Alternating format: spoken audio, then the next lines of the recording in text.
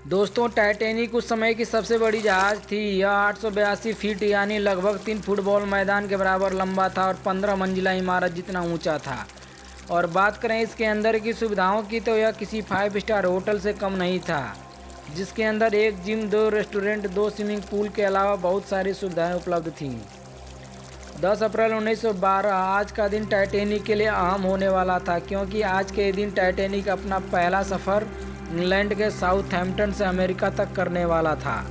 लेकिन किसी को क्या पता था कि यह टाइटैनिक का अंतिम सफ़र भी है। इस जहाज़ में यात्रा करने के लिए अमीर लोग आए थे, जिनमें लगभग 2500 लोग थे।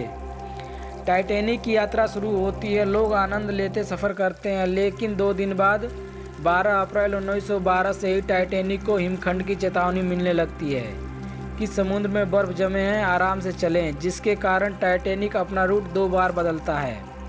लेकिन टाइटैनिक अपनी चाल को कम नहीं करता है। टाइटैनिक 40 किलोमीटर प्रति घंटे की स्पीड से बढ़ता रहा। अगले 2 दिन में टाइटैनिक को 7 बार चेतावनी दी गई, लेकिन टाइटैनिक के कैप्टन एडवर्ड स्मिथ इन चेतावनी को इग्नोर कर देते हैं। 14 अप्रैल 1912 समय 11:38 PM को रात हो गई। हवाएं बहुत ज़्यादा ठंड थी और चांदनी की रोशनी भी नहीं थी। सामने देखने वाले गार्ड को सही से दिखाई नहीं दे रहा था। अचानक गार्ड को सामने बर्फ़ का ढेर दिखाई देता है, जिससे वह तुरंत संकेत की घंटी को दबाता है, जिससे नीचे बैठे जहाज़ को संचालित करने वाले लोग तुरंत जहाज़ चलाने वाले ऑफिसर को फ़ोन लगाते हैं और कहते हैं कि जहाज़ के सामने बर्फ़ों का पहाड़ है, जहाज़ को तुरंत घुमाओ। लेकिन तब तक देर हो गई थी।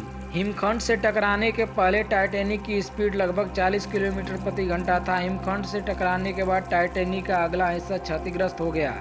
टाइटैनिक जहाज़ में पानी आने लगा, लोगों में हड़कंप मच गई। धीरे धीरे जहाज़ का अगला हिस्सा पानी में डूबने लगा और पिछला हिस्सा ऊपर की तरफ उठने लगा। सेफ्टी बोट की सहायता से लोगों को बाहर निकालने लगे।